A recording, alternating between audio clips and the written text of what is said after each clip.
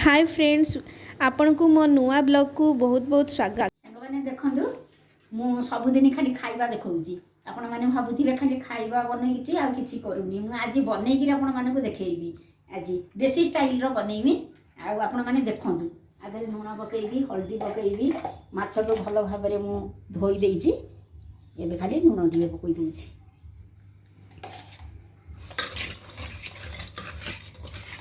ताकू ओडे हमर काटी गलानी एबे तेल पकेइबा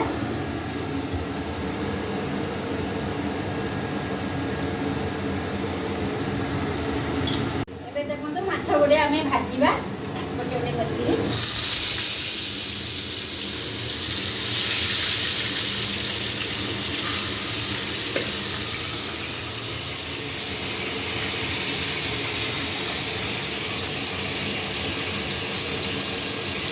छुई आलू पकईवा नुआ आलू आनी नुआ आलू पकईवा आगे छुई काटिकी यही टाइप छुई आम काटिदवा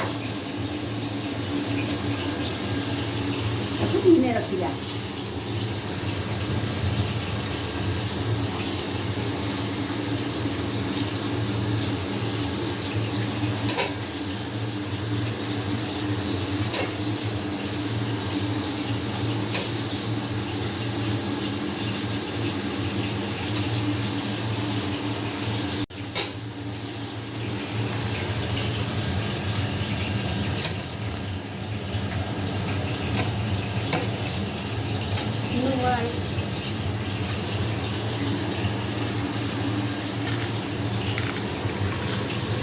देखो माछ को उल्टे दवा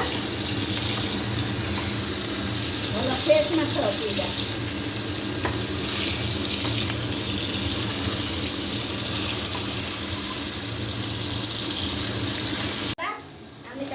काढ़ी दवा गोटे गोटे करके काढ़ी दवा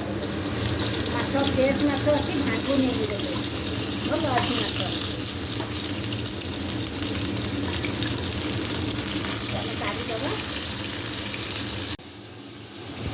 मु बिलाती बाटिया नौची रसुण भी दुईटा नहीं सोरिष किसी नवा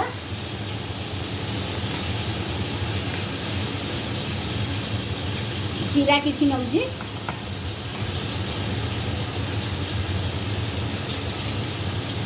एथरे मेन सोरिष दब सोरिष नदेले भल लगे ये पोड़ा माछ सोरिष निहाती दरकार सोरिष मुझे 2 चामच सोरिष नहीं जाऊँगी ताकू आम भल बाटिदवा एबे हमर मसला रेडी हो गला देखु पूरा मीन पेस्ट करके रखली देखु सांग मैंने जो तेल थिला मोर से मु तरकारी बनैली ताले फुटण पकई दउची 5 फुटण फुटिला परे आम मसला पकईबा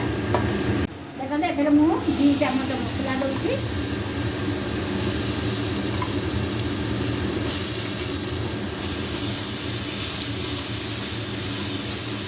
गोटे चामच मु हलदी गुंड एथरे पकाउची गोटे चामच मु लंका गुंड पकाउची सोरिष मसला पड़ी जेहेतु या टिके पानी देकी आम कषा नहीं तो पिता हो अल्प समय कषा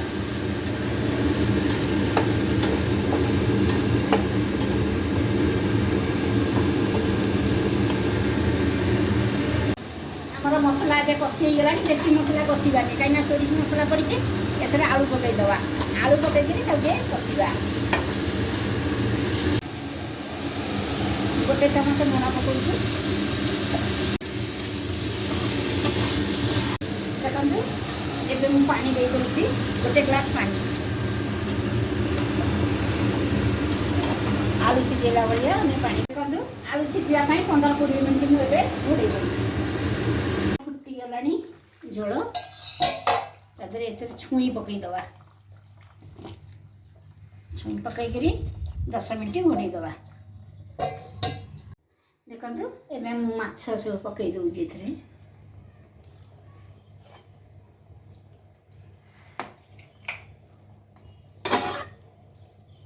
देखो मुझे लास्ट को आंबुल खंडे पकई दूची लास्ट को पकईले ना बेसी खट्टा हो बिलाती पड़ी धनिया पत्र एथरे पकई दउची ଆମର ହେଇଗଲା ରେଡ଼ି।